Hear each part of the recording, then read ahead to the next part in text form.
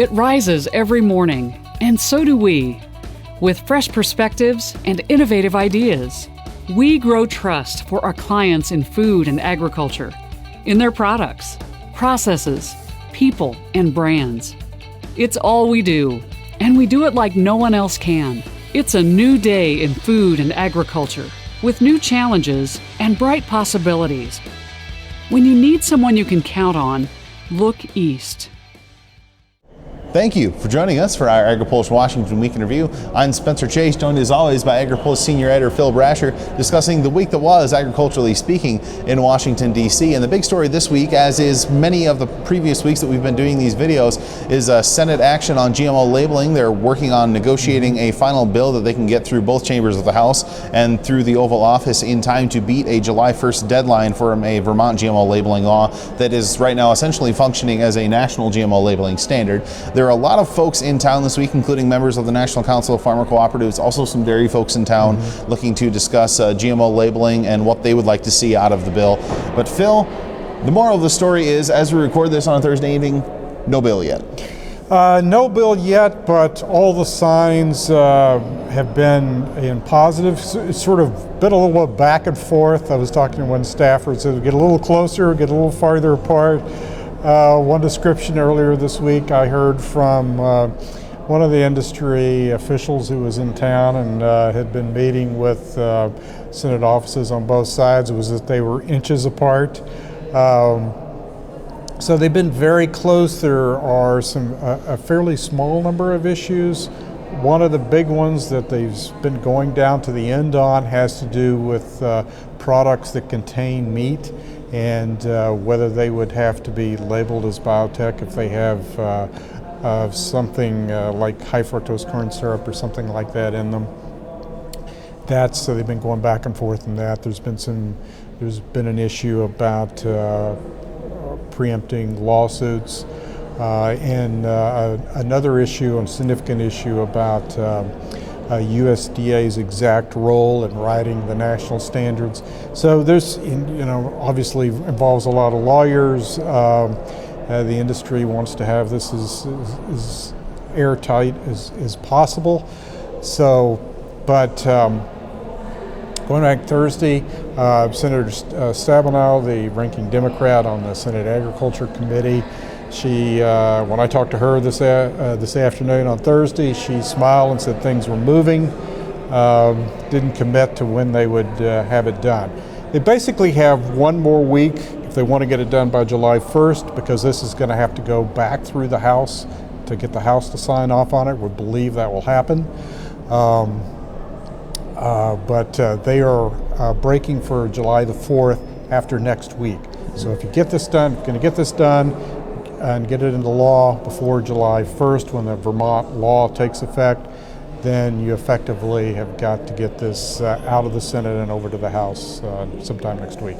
Yeah, and as Phil mentioned, the House really only 4 legislative days between now and when this Vermont law is set to take into effect, and so the industry has decided to go a little bit more public with their push. I think it was no secret that they were doing so behind closed doors. But today on Thursday, the four agricultural stakeholders in this discussion held a conference call with reporters, just kind of pushing and saying, "Listen, we know you're close. We know the issues are very narrow at this point.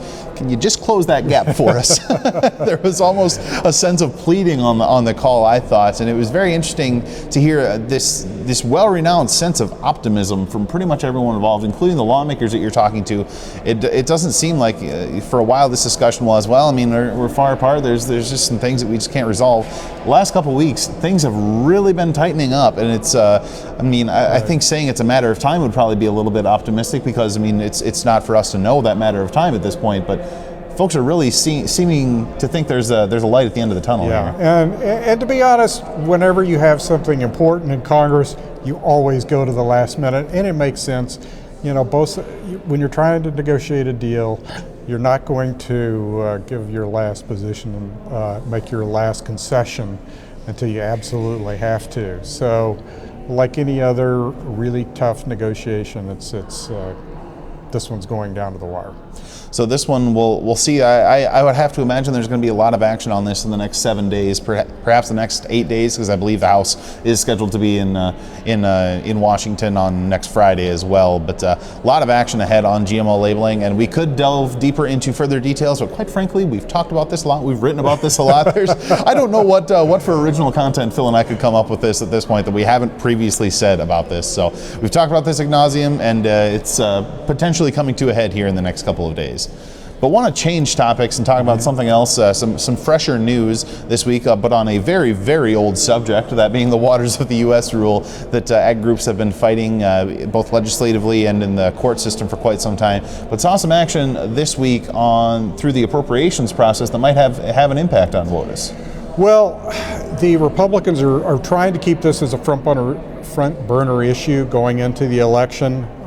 They are continuing to try to pass legislation that would block the administration from implementing the Waters of the U.S. rule should a court stay be lifted. As we know, there are courts, it's stayed nationwide because of a couple of court rulings.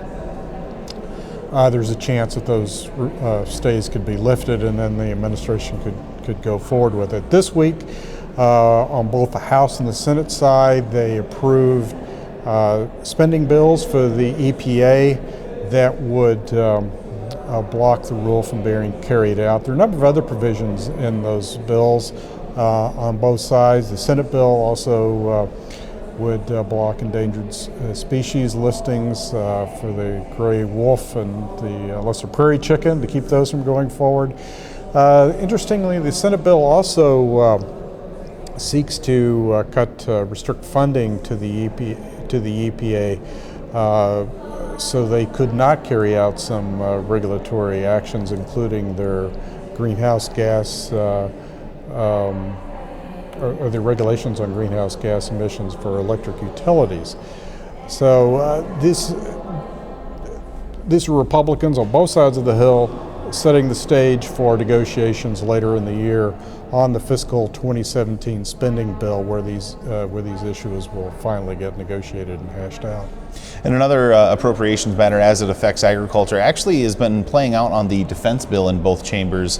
Over in the Senate, Senator Joni Ernst had introduced an amendment that would seek to end military use of Meatless Mondays. As many of you are, I'm sure, are well aware, the Humane Society of the United States has been pushing Meatless Mondays as a way to kind of reduce meat consumption in the country, and they were able to, I believe it was the Coast Guard Academy, that they were able to have some level of success reducing meat consumption there. But Senator Ernst introduced an amendment, wasn't able to get it attached to anything in the Senate, but Adrian Smith from Nebraska was able to do something similar in the House. Yes, he did. On the Defense Department spending bill came up.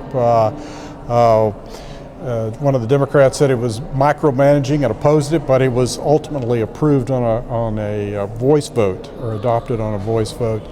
That's important because they didn't go, it's a little less, it doesn't have quite the weight when you have a roll call vote, but presumably the Democrats didn't want a roll call vote because it could have carried with a substantial majority. But it is in the defense bill, and going into the negotiations with the Senate, there will be discussions of a ban on meatless Mondays in the military. So yeah, as Phil mentioned, that's by no means the rule of law at this point, but it's definitely something to keep an eye on, because that has been a big policy point for HSUS going forward, is what that they're really going to look to start pushing that meatless Mondays. Yeah, we're not used to discussing food policy in terms of the Pentagon, but right. That's what we did this week. Yeah. It's been an interesting couple of weeks, and this one has certainly been no exception. But we're proud and we're happy to bring you the latest information and updates on agriculture and food policy here on Capitol Hill, and even from the Pentagon. Really, we'll go where the story takes us. Yeah, and stay with us on the GMO labeling issue that's developing even as we talk this afternoon. Yeah, I mean, it's definitely a rapidly unfolding situation. But that's going to do it for this week, for as of right now. But for Phil Brasher, I'm Spencer Chase. Have a good one.